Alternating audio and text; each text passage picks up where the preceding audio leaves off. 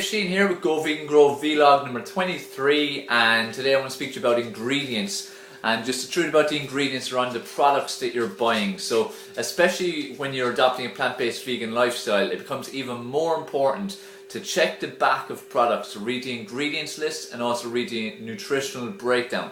Because the way marketing in the food industry is, we get drawn in by what's on the front, whether it be 99% fat free or no sugar or whatever it might be, super healthy, whatever they'll have on it.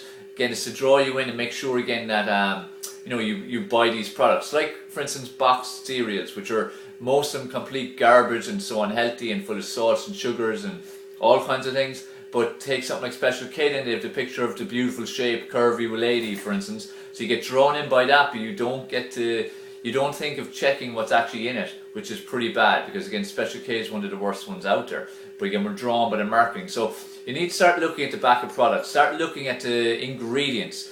Simply, if you're not aware of the way ingredients work, whatever's first in the list is what there's most of, second most of, and so on and so on. Now, modern labeling, a lot of products will have the actual percentage, so it might have, we'll say, whole grain oats, 82%,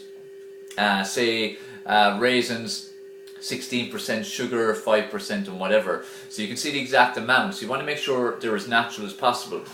Simple rule of thumb is, if you can't pronounce it, you don't want to be putting it into your body. If it's an E number, again, you don't want to be putting it into your body. Okay? Now, perfect living and perfect eating will be where there's none of those kind of things in it. The only ingredient is whole food. That's it.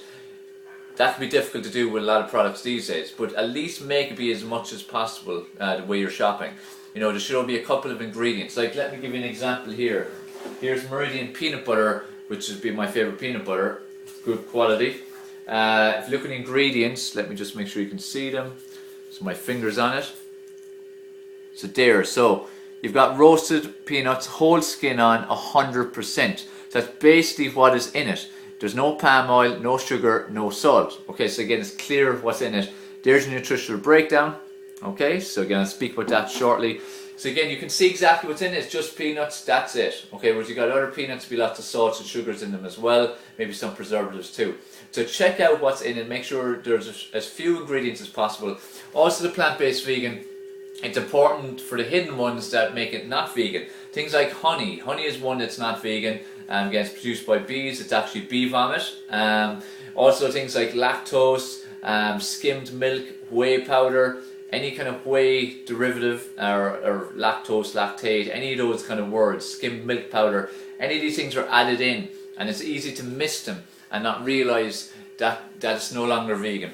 And more products are getting whey put in, especially because a lot of people don't understand what it is. So as a plant-based vegan, you need to be just that bit more careful and look at the ingredients on the back of products. Okay, so my tips there with the ingredients is, make sure you're buying products that are mainly whole food based. Make sure there's not many ingredients on it. Really limit E numbers or big long words you can't even pronounce or have never heard of before. Okay, and watch out for things like honey and lactose and skim milk powder and whey, which means it's no longer vegan. The other thing to look at in your product too is look at the nutritional breakdown. It's not about calories. Everyone is so hung up on calories. It's not about calories. It depends more on the type of calories. You want to make sure there's carbohydrates, but of which sugars. You want to keep the sugars low. Okay, now if the main ingredients are fruit, then the sugars are going to be really high. So it might be, for instance, carbohydrates 60, of which sugar is 50. Really high, but it's grand because it's made from fruit. However, if the second ingredient was maltodextrin or fructose or glycerin or one of these things, then that's the reason that it's so high. So just need to correspond again between the ingredients and the nutritional breakdown. So that's carbohydrates, of which sugars. Look at fat, of which saturates. So just because again there might be a high fat number in it, that doesn't mean it's bad. But if there's a high saturated fat as a percentage of the fat total, that's bad. Okay, so you're looking at the sugars of carbohydrates, saturated fat of fats, and besides that you want to make sure there's fiber and there's protein in it, because they'll all slow the release of the sugars in the food as well, and they're important nutrients to your body as well. Okay, so again, start looking at the food labels more, check the ingredients, look at the nutritional breakdown, start making wiser choices. In general, eat as whole food based as you can in terms of eat actual food. But if you are buying any packaged food, check the label. Alright, so I hope that's been helpful. This is Go Vegan Grow. Make sure you go and subscribe if you haven't already. Below you can share, make sure people find out about these videos. Also place your comments and questions below. And even if you have a label you're not sure of, post a picture below if you're able to, or send it to us and we'd be happy to give an opinion on it. Okay, so this is Dave Sheahan, Go Vegan Grow. Save yourself, save animals, save the planet.